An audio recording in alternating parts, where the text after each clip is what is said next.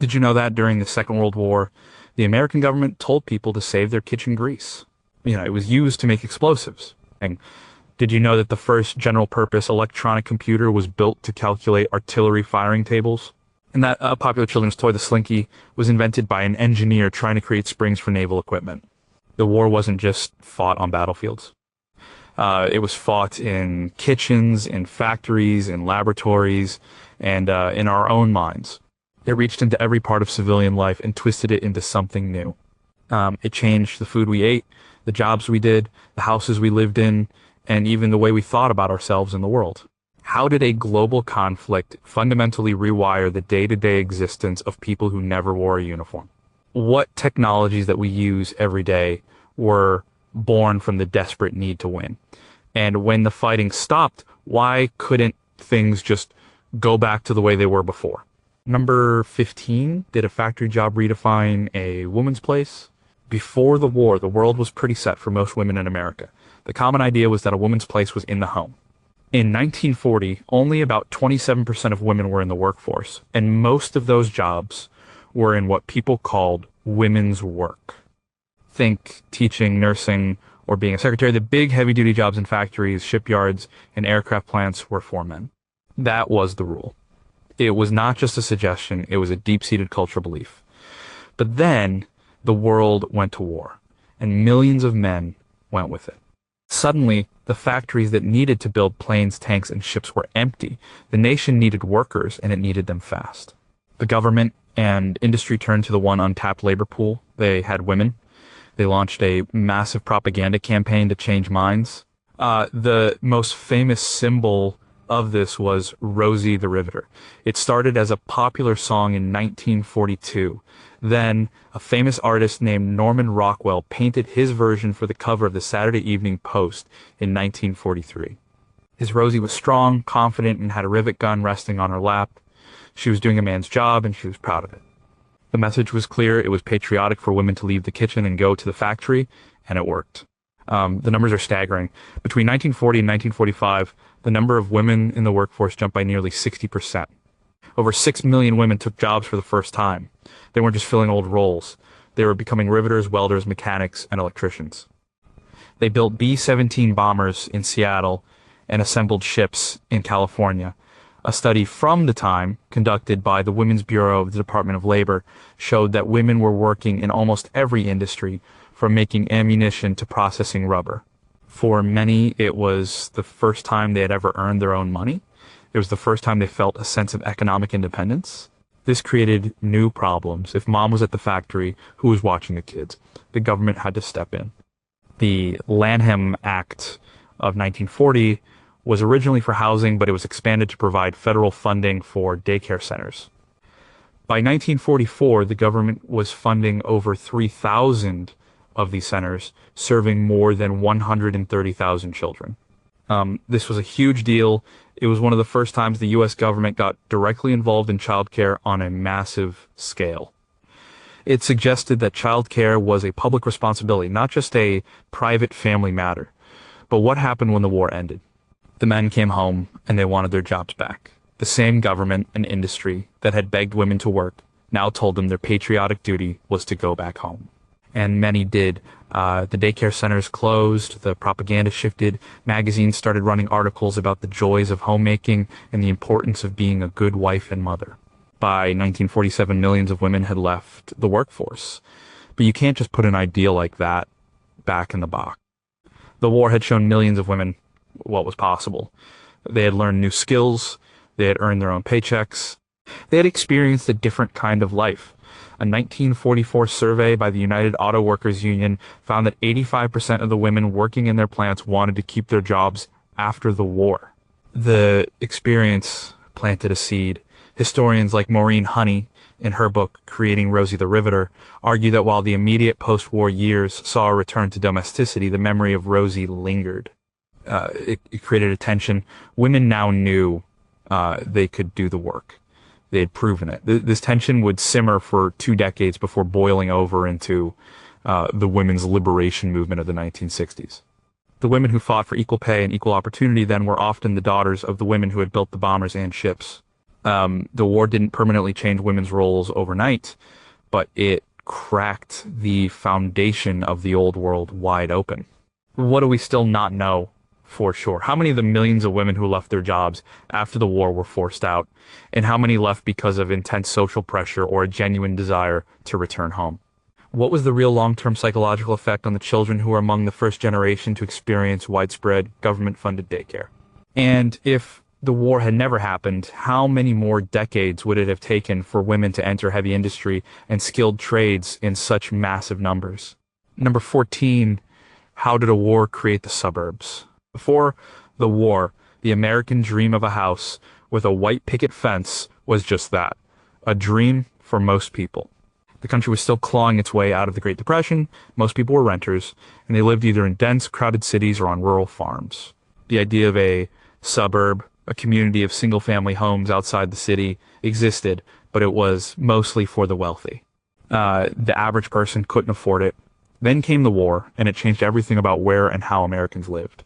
The first change was a massive housing shortage. During the war, all construction materials like steel, copper, and wood were directed to the war effort. Building new houses basically stopped. At the same time, people were moving all over the country for war-related jobs, cramming into cities with naval yards and factories. And 16 million Americans served in the military. When the war ended in 1945, they all started coming home. They wanted to get married, start families, and find a place to live, but there was nowhere for them to go. The country was facing a housing crisis of epic proportions. The government knew this was a huge problem. They needed a solution, and they needed it fast. The answer came in two parts. The first was the Servicemen's Readjustment Act of 1944, better known as the GI Bill. This was one of the most transformative pieces of legislation in American history. It did many things, but one of its most important provisions was guaranteeing low interest, zero down payment home loans for veterans. Suddenly, millions of men who would have never been able to afford a home had a way to buy one. The money was there. But the houses weren't. That's where the second part of the solution came, in a new way to build. A man named William Levitt became the face of this new era. His family had been in construction, and during the war, they had a contract to build housing for the military. To do this quickly and efficiently, they perfected mass production techniques. They didn't build a house one at a time. They built it like a car on an assembly line. Different teams of workers would move from one house to the next, each performing a specific specialized task. One team did the foundation. The next put up the frame, the next did the roofing, and so on. It was incredibly efficient. After the war, Levitt applied this method to civilian housing. In 1947, he bought a huge tract of potato fields on Long Island, New York, and started building. The development was called Levittown. The houses were small, simple, and nearly identical, but they were new, they were cheap, and thanks to the GI Bill, veterans could buy them. The demand was insane. At one point, Levitt's company was finishing a new house every 16 minutes. They built over 17,000 homes in that one development. And they built other Levittowns in Pennsylvania and New Jersey. Other developers across the country copied his model. The suburban boom was on. This had huge consequences. It fueled the post-war economic boom. It created millions of jobs in construction and also in manufacturing for all the things that go in new houses, like refrigerators, washing machines, and televisions. It also changed the American landscape. The federal government helped this along with the Federal Aid Highway Act of 1956, which created the interstate highway system, making it easier for people to live in the suburbs and commute to jobs in the city. The car became the center of American life. Shopping malls started to pop up to serve these new communities. The old centralized city started to lose its importance, but this dream had a dark side. The GI Bill's benefits were not distributed equally, and developers like Levitt often refused to sell homes to African-American families, entrenching racial segregation in these new suburban communities. The war and the government's response to its aftermath literally built the physical world many Americans still live in today, for better and for worse. What are the lingering questions historians still debate? To what extent was the suburban boom a natural desire for space versus a manufactured dream created by government policy and corporate marketing? How much did the assembly line construction method sacrifice long-term quality and durability for short-term speed and cost? And if the GI Bill had been administered with strict anti-discrimination rules from the start, how fundamentally different would the racial and economic geography of America look today? Number 13, did the world shrink because of the war? Before 1941, most Americans wanted nothing to do with the rest of the world's problems. The dominant political idea was isolationism. People remembered the First World War and felt that America had been dragged into a European conflict that wasn't its business. There was a strong sense of America first. The oceans were big and they seemed like enough of a protection. The idea of joining international organizations or getting involved in global economic policy was unpopular. The war changed that attitude completely and permanently. The attack on Pearl Harbor on December 7th, 1941, shattered the illusion of safety. The oceans were not big enough. The war proved that a major conflict anywhere in the world could eventually reach America's shores.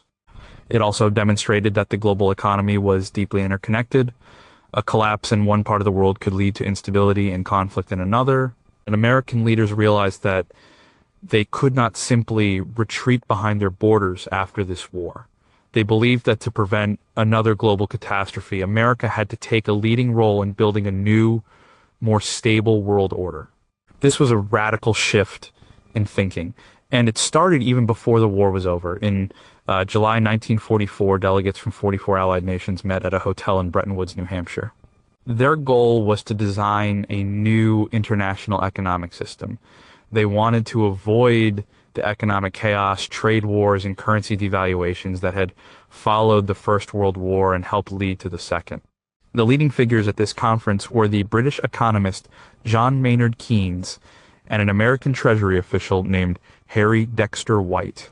Out of this meeting came the creation of two incredibly important institutions, the International Monetary Fund IMF and the World Bank.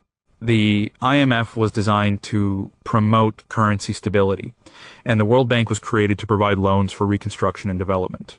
The US dollar was established as the world's primary reserve currency. This was the moment the United States officially took on the role of manager of the global economy. The political side of this new world order came a year later. In 1945, as the war was ending, delegates from 50 countries met in San Francisco to draft a charter for a new international organization.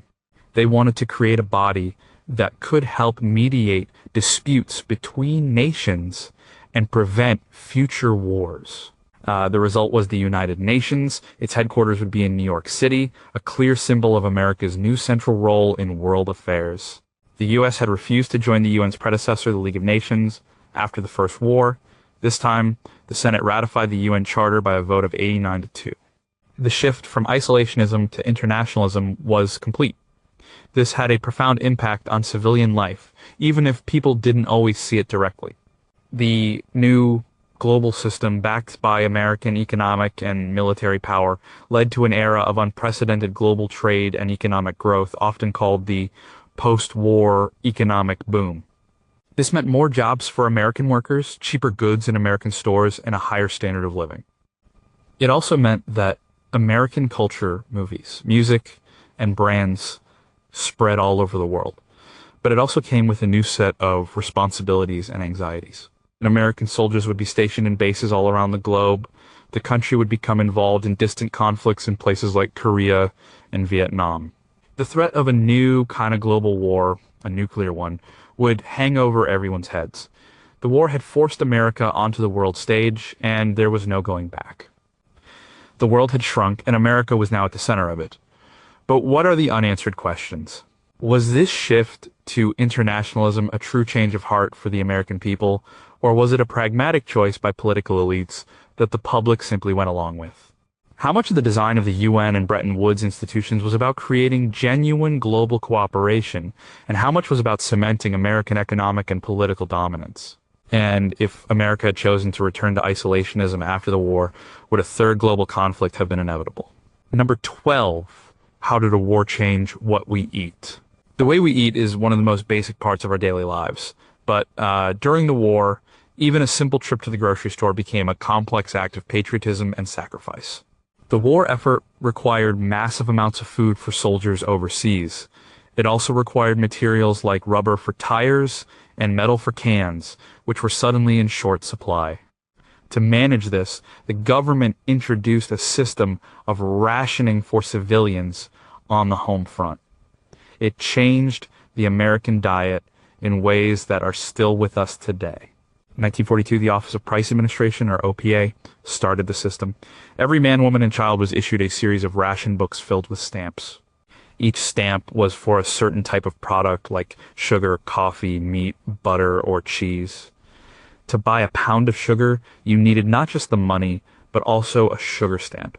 Once you used up your stamps for the month, that was it. You couldn't get any more. The system was designed to be fair, ensuring that everyone got a limited but equal share of scarce goods. This forced civilians to become incredibly creative in the kitchen. People learned to cook with less sugar, less meat, and less fat.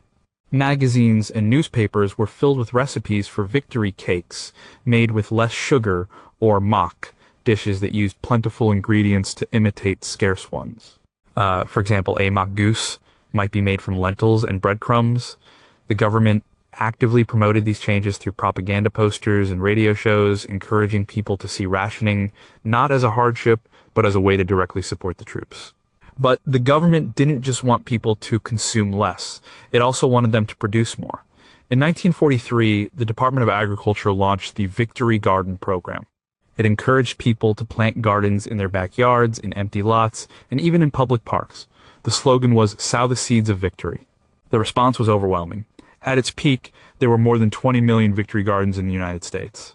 According to government figures from the time, these home gardens produced up to 40% of all the fresh vegetables consumed in the country.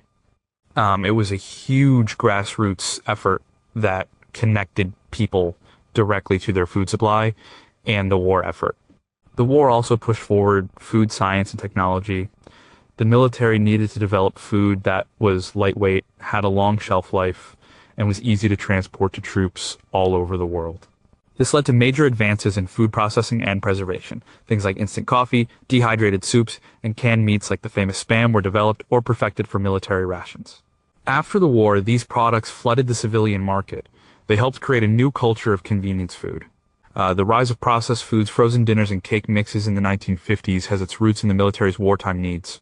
The research done by food scientists like Ansel Keys, who developed the K-ration for paratroopers, paved the way for the modern processed food industry. So when the war ended and rationing was lifted, the American diet didn't just snap back to the way it was before. People were used to new ways of cooking. The food industry was ready with a whole new category of convenient processed products. And the government had taken on a new, more powerful role in shaping the nation's food habits through programs like the National School Lunch Act of 1946, which was justified in part as a matter of national security to ensure healthy future soldiers. The war put new foods on our plates, took others away, and changed our relationship with what we eat forever. What are the questions that remain? How much did the forced reduction in sugar and fat during rationing actually impact the long-term health of the American population? Did the Victory Garden movement create a lasting culture of home food production, or did it fade away almost completely with the rise of the supermarket? And to what extent is the modern obesity epidemic an unintended long-term consequence of the food processing technologies that were fast-tracked by the war? Number 11. Could the government ever be small again? Before the Great Depression and the Second World War, the role of the federal government in the life of the average American was pretty small. Most people's interaction with the government was at the local or state level. Washington, D.C. seemed distant and not very relevant to daily life. The New Deal in the 1930s began to change that, but the war accelerated the process on a scale that was previously unimaginable. To fight a global war, the government had to take control of the economy and mobilize the entire nation. And it never really let go. The numbers alone tell the story. In 1940, before the U.S. fully entered the war, federal government spending was about $9 billion. By 1945, at the peak of the war effort, It was over $98 billion. That's more than a tenfold increase. The number of civilian employees working for the federal government nearly quadrupled, from about 1 million to almost 3.8 million. The government was suddenly the biggest customer, the biggest employer, and the biggest force in the entire economy. To manage this, a whole alphabet soup of new federal agencies was created. There was the War Production Board, WPB, which had the power to tell factories what they had to produce. It could order a car company to stop making cars and start making tanks. It allocated raw materials like steel, aluminum, and rubber. The Office of Price Administration, OPA, set price controls and rationed goods for civilians. The War Labor Board, WLB, mediated disputes between unions and management to prevent strikes that could hurt war production. This was a level of government control over the private sector that was unprecedented in American history. A businessman named Donald Nelson, who headed the WPB, became one of the most powerful men in the country, essentially the CEO of the entire American industrial machine. The government also got much more involved in science and technology. In 1941, President Franklin D. Roosevelt created the Office of Scientific Research and Development, ORD, headed by a scientist named Vannevar Bush. The OSRD coordinated the efforts of thousands of scientists to develop new technologies for the war. This partnership between government, industry, and universities was responsible for some of the war's most important innovations, including radar, penicillin mass production, and most famously, the atomic bomb through the Manhattan Project. This created a new model for how scientific research would be funded and directed in the post-war era, with the federal government playing a central role. And to pay for all this, the government had to find new ways to raise money. It sold billions of dollars in war bonds. But it also dramatically expanded the income tax. Before the war, the income tax was something that only the wealthy really paid. The Revenue Act of 1942 changed that. It lowered exemptions and introduced a new, broader set of tax brackets. For the first time, a huge portion of the middle class had to file a federal income tax return. The government also introduced the concept of payroll withholding in 1943. Instead of paying your taxes in a lump sum at the end of the year, your employer would take it directly out of your paycheck. This made collecting taxes far more efficient and made the income tax a permanent, central feature of American life. After the war, many of the specific wartime agencies were disbanded, but the expectation of a large, powerful federal government remained. People now looked to Washington to manage the economy, fund scientific research, provide a social safety net, and protect the country's interests around the world. The GI Bill was a massive federal program. The interstate highway system was a massive federal project. The Cold War that followed meant that military spending would remain incredibly high. The war had fundamentally and permanently changed the relationship between the American citizen and the federal government. The small government of the past was gone for good. What are the biggest unanswered questions about this transformation? Was the massive expansion of government power an unavoidable necessity of the war, or did political leaders use the crisis as an opportunity to implement changes they already wanted? To what extent did the close collaboration between government and large corporations during the war create a military-industrial complex that was difficult to dismantle later? And if the war had not happened, would the anti-government sentiment of the pre-war era have continued, leading to a radically different political landscape today? Number 10, was this when the teenager was invented? It sounds strange to say that something as common as a teenager was invented. People have always been young. But the idea of the teenager as a distinct social group with its own culture, music, and market power is actually a pretty recent development.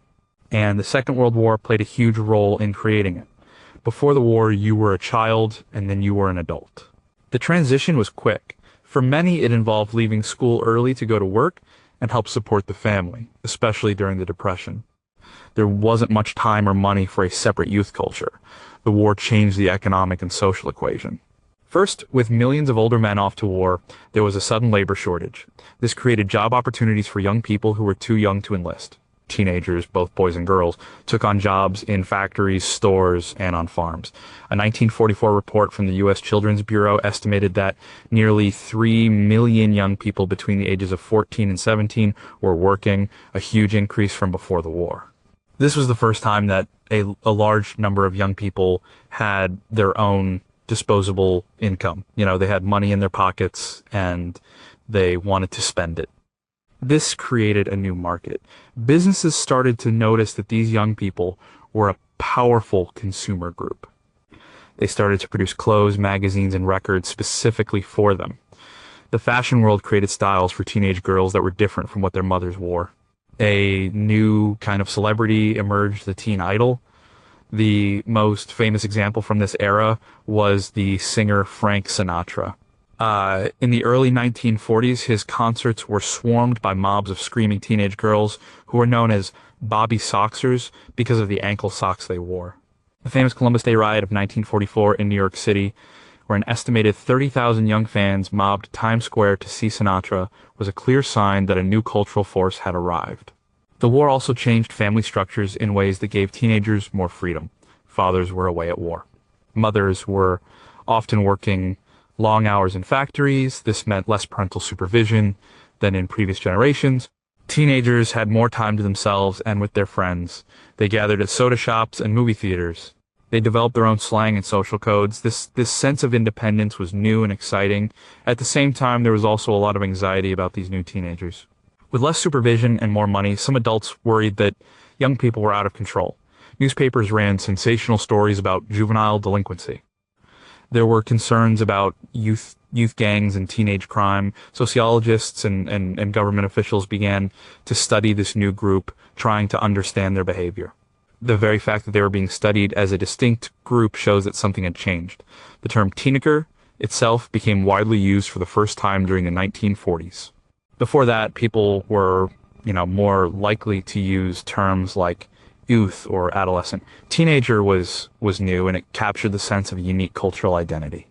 So when the war ended, this new social category didn't disappear. The post-war economic boom meant that families had more money and teenagers continued to have their own purchasing power. The idea of going to high school became universal, which kept young people together in their own social environment for longer. The culture that was born during the war years, with its own music, fashion, and slang, laid the foundation for everything that came after, from the rock and roll rebels of the 1950s to the youth movements of the 1960s. The war, by creating a unique set of economic and social conditions, carved out a space between childhood and adulthood and gave birth to the modern teenager. But what are the questions that still puzzle social historians? How much of the juvenile delinquency panic was based on a real increase in crime versus a moral panic by an older generation uncomfortable with teenage independence?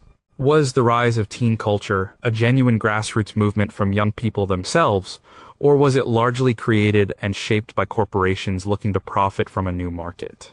And if the war and the subsequent economic boom had not happened, would the concept of the teenager have emerged anyway, or would the transition from child to adult have remained much sharper and quicker? Number 9. Did the war make civil rights inevitable? The fight for civil rights for African Americans is a long and complex story that stretches across centuries. But the Second World War was a critical turning point. It didn't start the movement, but it created a set of conditions and a new sense of urgency that made the post-war civil rights movement much more powerful and in many ways inevitable. The war created a deep and bitter contradiction for Black Americans, and out of that contradiction came a new determination to fight for change. The contradiction was this: America was fighting a war for democracy and freedom against authoritarian, racist regimes overseas. Yet, at home, it practiced segregation and systemic discrimination. This hypocrisy was not lost on Black Americans. They were asked to fight and die for a country that treated them as second-class citizens. The military itself was segregated. Black soldiers often served in separate, poorly equipped units, usually led by white officers. At home, they faced discrimination in housing and employment, even in the booming war industries. In response to this, Black leaders and newspapers coined a powerful slogan, the Double V campaign. The idea was simple. They were fighting for two victories. One victory was over the enemy abroad. The other was over racism and discrimination at home. The Pittsburgh Courier, one of the most influential Black newspapers of the time, championed this campaign. It became a rallying cry for Black Americans across the country. It framed their struggle for civil rights not as a special interest, but as an essential part of the larger fight for American democracy. The war also created new opportunities for action. In 1941, the labor leader A. Philip Randolph planned a massive march on Washington. He was protesting the fact that black workers were being shut out of the high-paying jobs in the defense industry. The prospect of 100,000 African Americans marching on the Capitol was enough to force President Roosevelt's hand. To avert the march, he signed Executive Order 8802. This order banned racial discrimination in the defense industry and created the Fair Employment Practices Committee, FEPC, to investigate complaints. It was the first major federal action against employment discrimination in decades. It didn't end discrimination, and the FEPC was not very powerful, but it was a hugely important symbolic victory. It showed that organized collective action could get results.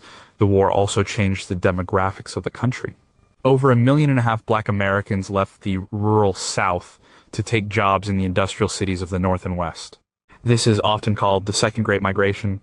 They were seeking not just economic opportunity, but also an escape from the oppressive Jim Crow laws of the South. In these new cities, they could vote, they had more opportunities to organize, and they developed a new political consciousness. And then the black soldiers came home. They had served their country. They had seen a world without Jim Crow segregation in places like France and Britain. They had been told they were fighting for freedom, and now they returned to a country that still demanded they use separate water fountains and sit at the back of the bus. This created a generation of veterans who were less willing to accept the status quo. They were trained, they were organized, and they were angry. Many of them, like Medgar Evers in Mississippi, became leaders in the civil rights movement. The experience of the war had given them both the skills and the motivation to demand change. As historian John Dittmer argues in his book, Local People, these returning veterans were a crucial catalyst for the activism of the 1950s and 60s. The war had exposed the hypocrisy at the heart of America, and in doing so it lit a fire that would not be put out. But what are the deep questions that historians still grapple with? If a Philip Randolph had not threatened his march, how much longer would it have taken for the federal government to take any action against employment discrimination? To what degree did the experience of black soldiers serving in integrated units, which began on a limited experimental basis late in the war, influence President Truman's decision to desegregate the military in 1948? And was the Second Great Migration more important in fueling the civil rights movement because it concentrated black political power in the North, or because it created a leadership class of veterans in the South? Number 8. How did we learn to live with the bomb? On August 6, 1945, the world changed forever.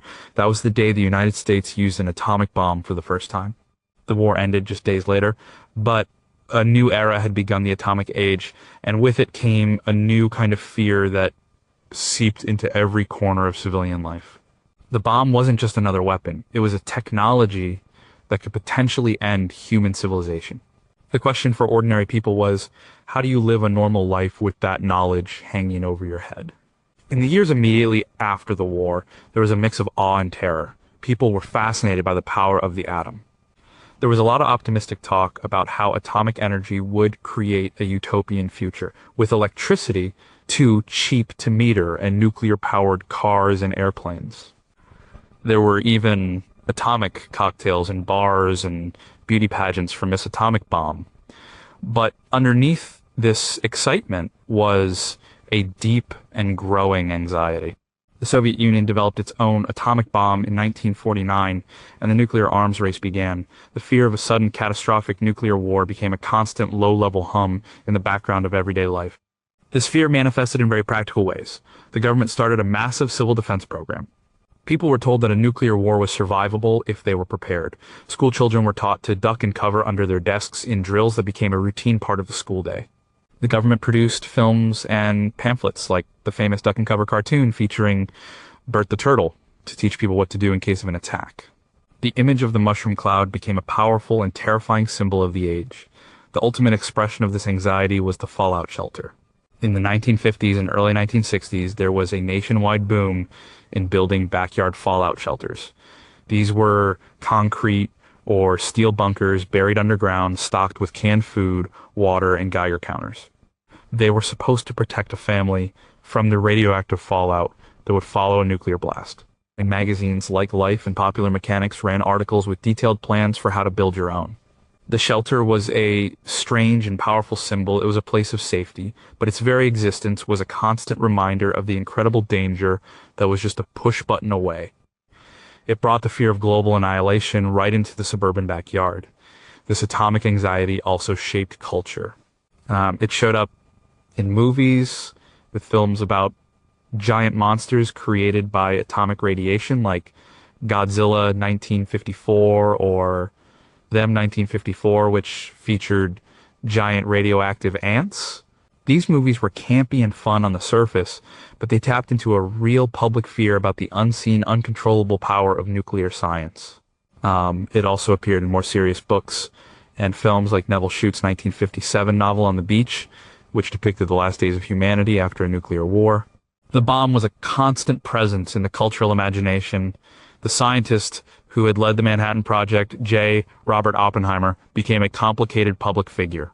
He famously quoted a line from the Hindu scripture, the Bhagavad Gita, after witnessing the first atomic test, "Now I am become death, the destroyer of worlds."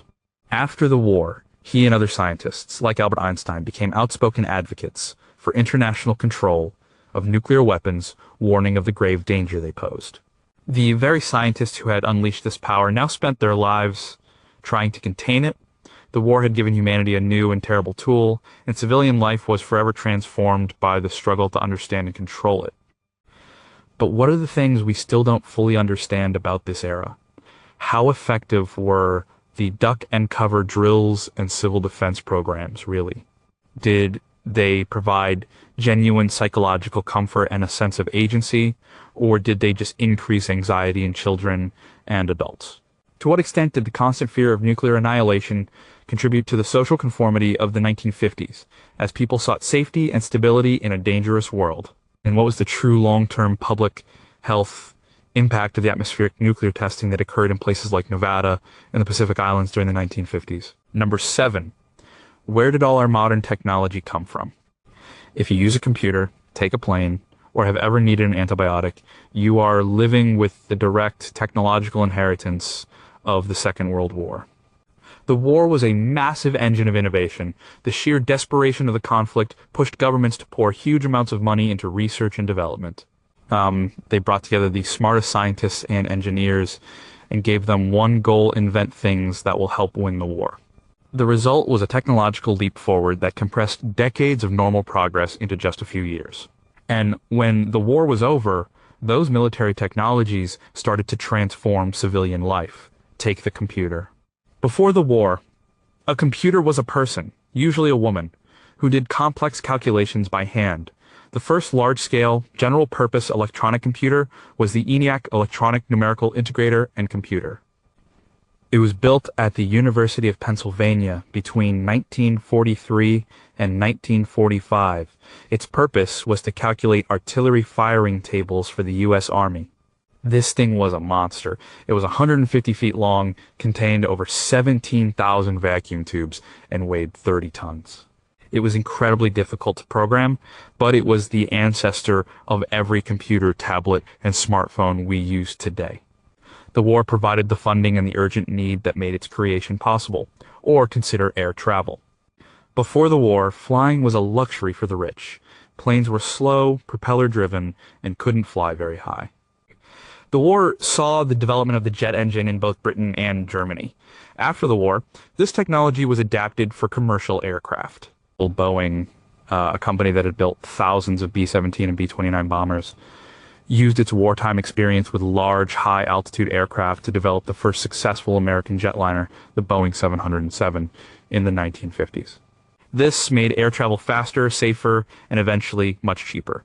The age of mass air travel was a direct result of wartime aeronautical engineering. In medicine, the changes were just as dramatic.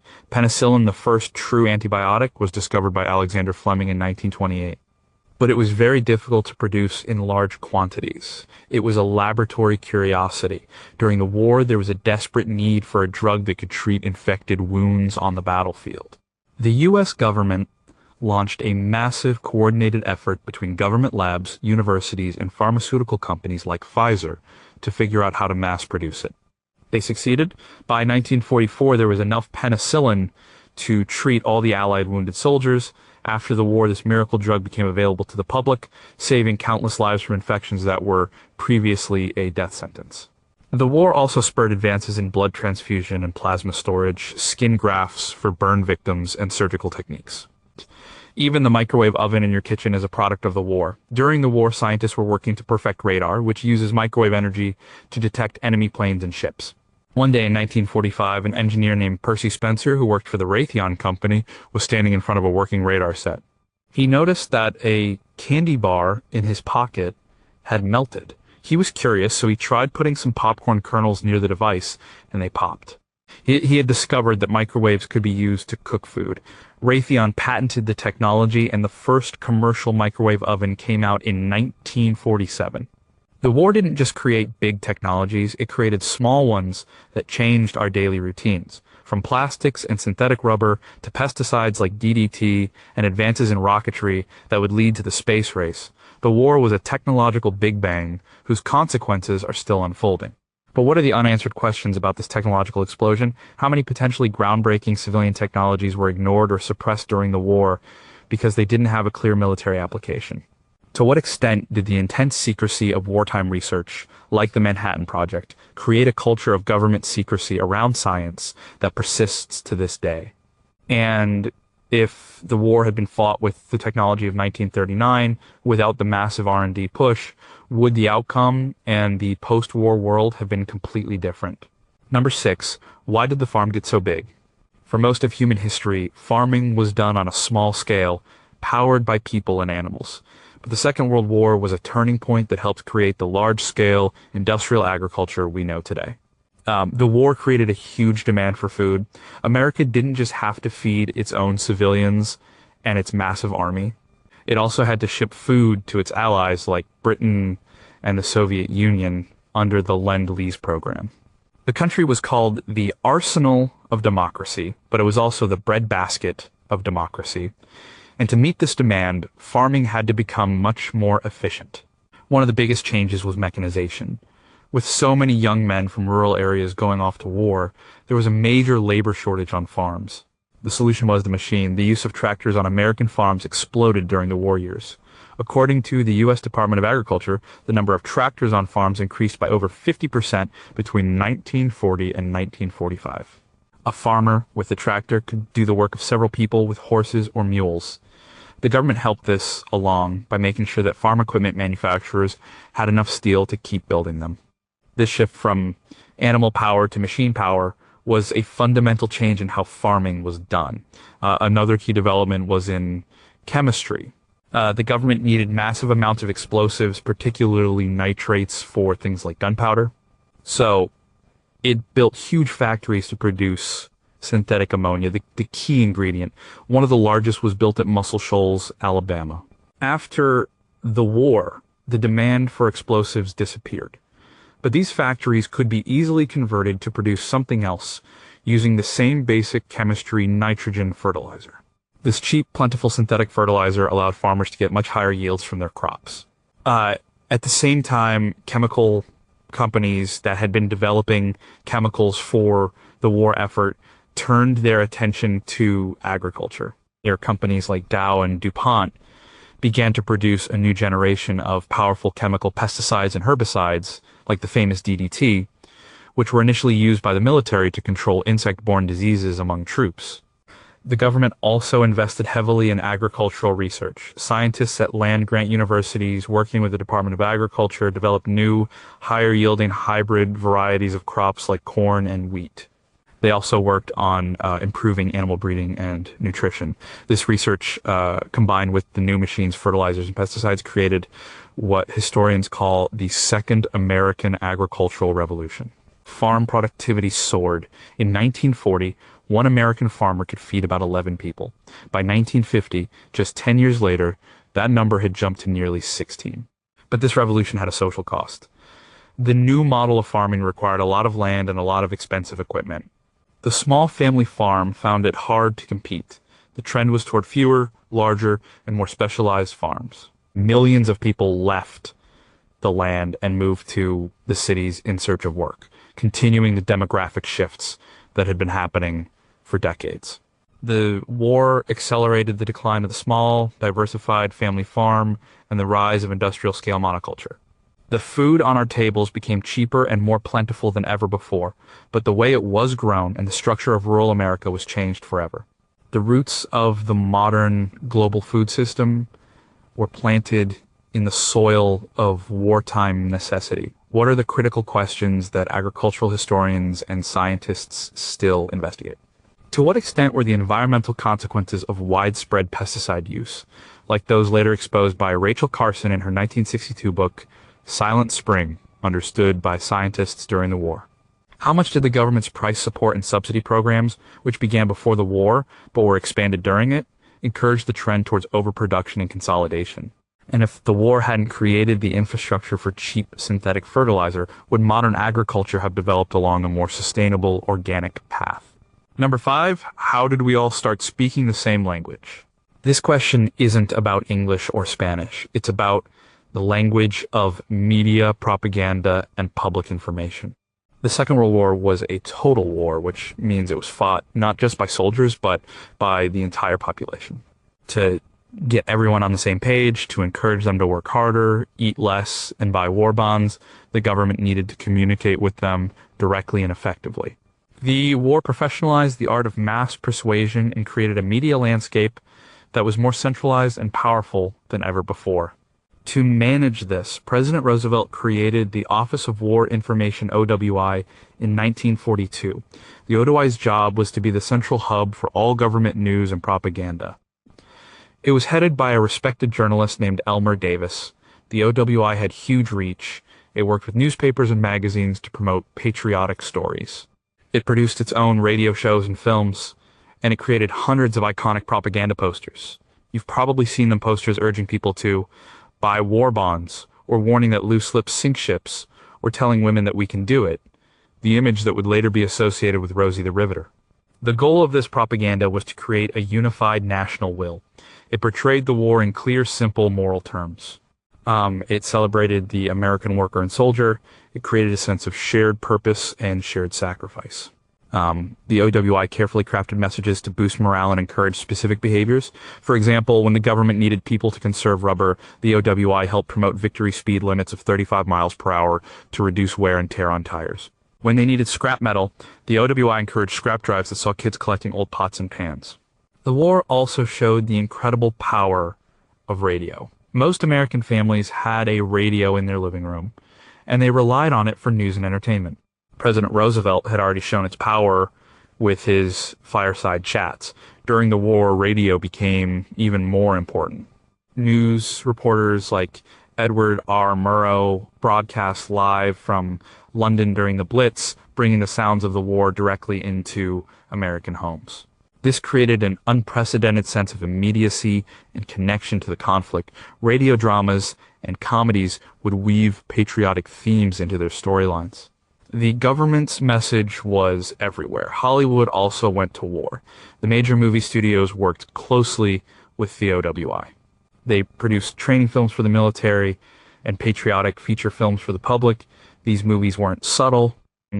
They had clear heroes and villains. They showed brave American soldiers from diverse backgrounds coming together to fight a common enemy. The famous director Frank Capra, known for films like It's a Wonderful Life, produced a series of 7 propaganda films for the War Department called Why We Fight. These films were shown to millions of American soldiers and also to the public.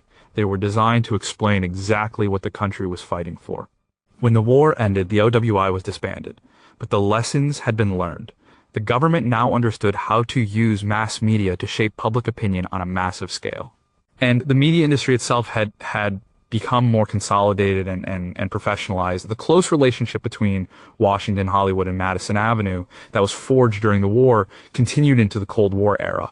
The war showed that information itself could be a powerful weapon, and it created the template for modern public relations and mass communication. But what are the lingering, troubling questions about this? How much did the always need for simple, unifying messages lead it to suppress negative stories or create a sanitized, unrealistic version of the war for the public? To what extent did the wartime propaganda machine blur the line between journalism and government public relations? A line that remains blurry today. And If the government had not been able to use mass media so effectively, would it have been possible to maintain public support for such a long and costly war? Number 4, did the war heal the sick? It seems like a contradiction. A war that caused so much death and injury was also responsible for some of the biggest leaps forward in medicine and public health in the 20th century. The sheer number of sick and wounded soldiers created an urgent, large-scale laboratory for medical innovation. The government poured money into medical research, and doctors and surgeons developed new techniques on the battlefield that quickly made their way into civilian hospitals after the war. The result was a healthier, longer-living population. We've already mentioned the mass production of penicillin, which was probably the single most important medical development of the war. But the list goes on. Before the war, if a soldier was severely wounded, their biggest threat after bleeding was often shock. A doctor named Charles Drew, an African-American surgeon, revolutionized the use of blood plasma. He developed methods for processing and storing large quantities of blood plasma, which could be shipped to the battlefield and used to treat shock in wounded soldiers. His work saved countless lives and created the model for the modern blood bank system that we still use today. Surgery also took a huge leap forward. Army surgeons working in field hospitals had to deal with terrible trauma injuries on a daily basis. They developed new techniques in neurosurgery, plastic surgery, and orthopedic surgery. The sheer volume of patients allowed them to perfect these methods much faster than they could have in peacetime. The work of doctors like the plastic surgeon Archibald McIndoe in Britain, who treated badly burned pilots, was groundbreaking. These new surgical skills came home with the doctors after the war and dramatically improved the quality of care in civilian hospitals. The war also focused attention on public health and disease prevention. The military had to keep millions of soldiers healthy in all sorts of environments, from tropical jungles to frozen landscapes. This led to major advances in tropical medicine and the development of new vaccines and anti-malarial drugs. The use of the pesticide DDT to kill mosquitoes that carried malaria and typhus was a huge public health success at the time, though its environmental consequences would only be understood later. This focus on prevention and public health carried over into civilian life. The Hill-Burton Act of 1946 provided federal funding for the construction of thousands of new hospitals across the country, especially in rural areas, dramatically increasing access to medical care for ordinary people. The war also changed how we think about mental health. For the first time, the military had to deal with psychological trauma, or what was then called shell shock or combat fatigue, on a massive scale. The military recognized that these were real medical conditions, not just a sign of weakness. They began to screen recruits for psychological fitness and to provide psychiatric care for soldiers. While the understanding of what we now call post-traumatic stress disorder, PTSD, was still in its infancy, this was a major step forward. The National Mental Health Act of 1946, which created the National Institute of Mental Health, was a direct result of the lessons learned about the psychological costs of war. It marked the beginning of a new era of federal support for mental health research and treatment. So when the soldiers came home, they returned to a country with better hospitals, more effective drugs, more skilled surgeons, and a growing understanding of mental health. The average American life expectancy, which was about 63 years in 1940, would climb steadily in the post-war years. The war, in its brutal way, had forced medicine to advance, and civilians reaped the benefits for decades to come. What are the questions about this medical revolution that are still not fully answered? How much of the medical data gathered from soldiers, sometimes through experiments that would be considered unethical today, was essential for the advances that were made? What were the long-term, unforeseen side effects of the new wonder drugs and chemicals that were rushed into widespread use during the war?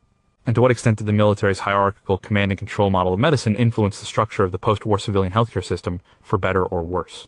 Number 3, how did the war move everyone around? The Second World War set America in motion. It triggered one of the largest and fastest internal migrations in the country's history. People moved from the country to the city.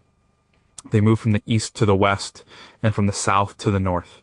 The old demographic map of the United States was scrambled. The reason was simple: people were following the jobs. And The jobs were in the new centers of war production. The federal government spent hundreds of billions of dollars on the war effort, and that money was not distributed evenly. It flowed to the places with deep water ports and open land where massive new factories and shipyards could be built. This meant the coastal states, particularly on the West Coast, saw an explosion of growth. States like California, Oregon, and Washington became hubs of the aircraft industry and shipbuilding. The city of Richmond, California, for example, was a small town before the war. During the war, the Kaiser shipyards there built hundreds of ships. The city's population grew by more than 400% in just a few years as people from all over the country poured in to work there. This created a massive demographic shift from the interior of the country to the coasts. The Sun Belt of the South and West, which would become so important later in the century, got its start during the war. Cities like Los Angeles, San Diego, and Houston grew at a stunning rate. This wasn't just a white migration. As we've mentioned, this was the period of the Second Great Migration where over 1.5 million African Americans left the rural South. They were drawn by the promise of factory jobs and the hope of escaping Jim Crow. They moved to industrial cities like Detroit and Chicago, but also to the new war boom cities on the West Coast, changing the racial and cultural makeup of those cities forever. This massive, rapid movement of people created huge social strains. There were severe housing shortages in these boom towns. People lived in trailers, temporary dormitories, and hastily constructed housing projects. Schools were overcrowded. Social services were stretched to the breaking point, and the mixing of so many different groups of people, black and white, rural and urban, from all different parts of the country, and sometimes led to tension and conflict. The Zoot Suit riots in Los Angeles in 1943, a series of clashes between white servicemen and young Mexican-American men, were one example of these wartime social tensions. But the migration also had positive effects. It broke down some of the old regional isolation. People from different parts of the country met and worked together for the first time. For many who came from poor rural areas like the Dust Bowl regions of Oklahoma and Arkansas, the move to a war industry job was a huge step up economically. It was their entry into the middle class. And the experience of moving, of leaving home and starting over somewhere new created a sense of mobility and dynamism in American culture. When the war ended, many of these migrants didn't go home. The factories that built bombers were converted to build commercial airliners.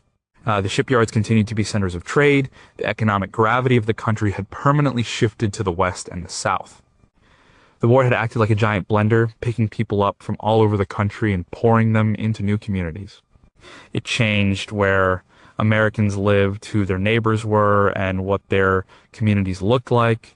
What are the unanswered demographic questions from this period? How many of the people who migrated for war jobs ended up returning to their home states after 1945? And what were the demographic and economic characteristics of those who stayed versus those who left? To what extent did the federal government's decisions on where to locate military bases and defense plants consciously or unconsciously reshape the political map of the country for the next 50 years? And what were the environmental consequences of this rapid, unplanned urbanization and fragile coastal ecosystems?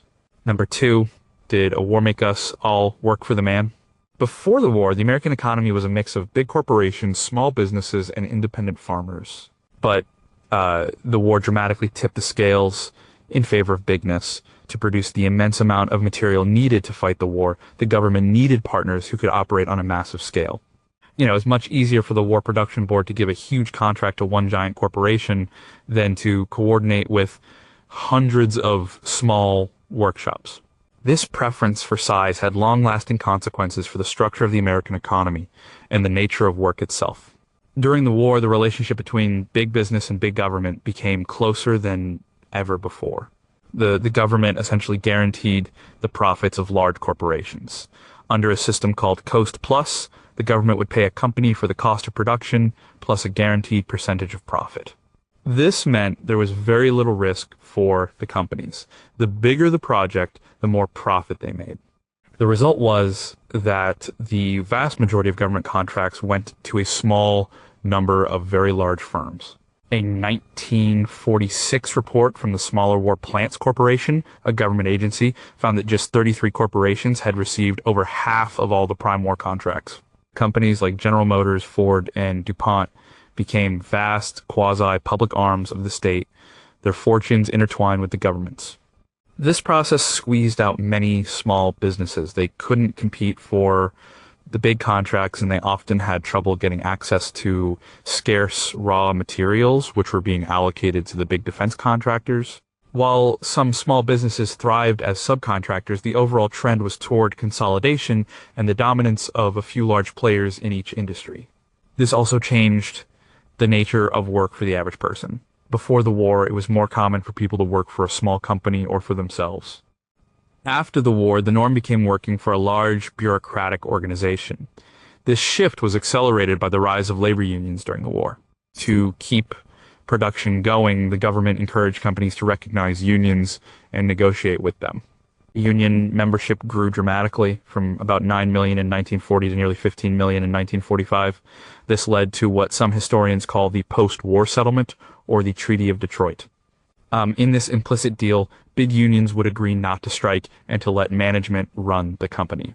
In return, big business would provide workers with high wages, health insurance, and pensions. This created a new kind of work life for millions of Americans. You went to work for a big company like GM or IBM. You joined the union, you did your job, you didn't cause trouble, and in return, you got a good salary, benefits, and job security for life. This was the era of the organization man, a term popularized by a 1956 book by William H. White. It described a new kind of employee who was loyal to the corporation and valued stability and conformity. The ideal was no longer the rugged individualist or the small entrepreneur. It was the reliable company man. The war, by empowering both big business and big labor, and by forcing them into a close partnership with big government, created the economic structure that would dominate America for the next 3 decades. It was an era of stability and widespread prosperity for many, but it also came with a loss of economic independence and a more conformist culture. The war had shown the incredible productive power of large-scale organization, and that lesson was applied to every part of the post-war economy. But what are the deep economic questions that remain from this era? To what extent was the dominance of big corporations an inevitable result of modern industrial technology versus a specific policy choice made by the government during the war? Did the cost-plus contract system encourage massive waste and inefficiency that became permanently embedded in the defense industry? And if small businesses had been given a larger share of the war contracts, would the post-war economy have been more innovative, dynamic, and entrepreneurial? Number one, what did the war do to our minds? The Second World War was a psychological event of almost unimaginable scale. It affected the minds of everyone who lived through it, whether they were a soldier on the front lines or a child on the home front.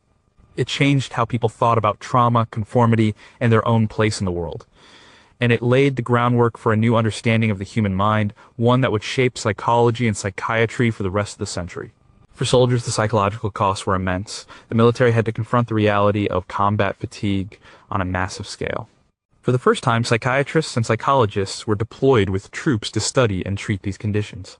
They learned that anyone, no matter how brave, could break down under the relentless stress of modern industrial warfare. This was a crucial insight. It began to shift the understanding of psychological trauma from a moral failing or a lack of character to a predictable, understandable injury. After the war, the creation of the Veterans Administration VA healthcare system and the inclusion of mental health services within it was a recognition of this new reality. The study of these traumatized veterans provided the clinical data that would eventually lead to the modern diagnosis of PTSD. But the psychological impact wasn't limited to soldiers. On the home front, civilians lived with a constant low level of anxiety. There were the daily worries about loved ones overseas. There was the fear of a telegram arriving with bad news. There was the stress of rationing and long work hours. And for those on the coasts, there was the real, if distant, fear of attack. This created a powerful desire for normalcy and security. This desire for security helps explain some of the social trends of the post-war era, like the rush to get married, have children, and move to the suburbs. After years of chaos and uncertainty, people craved stability. This may have contributed to the culture of conformity that characterized the 1950s. After a war that demanded national unity and collective sacrifice, individualism could seem selfish or even dangerous. Sociological studies from the period, like The Authoritarian Personality by Theodore Adorno and his colleagues, published in 1950, tried to understand the psychological roots of conformity and prejudice driven by a desire to comprehend how entire societies could embrace destructive ideologies. The war also had a profound effect on children. An entire generation grew up in a world of war. Their fathers were absent. Their mothers were working. They participated in scrap drives and blackout drills. The war was the wallpaper of their childhood. Some psychologists at the time worried about the effect of this on their development, particularly the absence of fathers. This fatherless generation came of age in the 1950s and 60s, and some have argued that their experience of the war shaped the rebellious youth culture of those decades. Perhaps most profoundly, the war forced a confrontation with the darker aspects of human nature. The sheer scale of the destruction and the organized, industrial nature of the killing challenged old ideas about progress and the inherent goodness of humanity. It led to a new sense of existential anxiety. Thinkers and writers in the post-war period, like the French existentialists Jean-Paul Sartre and Albert Camus, grappled with these questions. How do you find meaning in a world where such destruction is possible? Okay, this philosophical unease trickled down and became part of the cultural atmosphere. The war didn't just change our world, it changed our understanding of what it means to be human in that world. What are the deepest, most difficult psychological questions that we are still trying to answer? How is the trauma of a massive event like a world war passed down through generations, affecting the children and grandchildren of those who lived through it? To what extent was the post-war Bobby Boom a psychological reaction to the mass death of the war, a collective, unconscious effort to rebuild the population? And did the shared national experience of the war create a level of social cohesion and trust in institutions that has since been lost, and which we may never be able to fully recreate?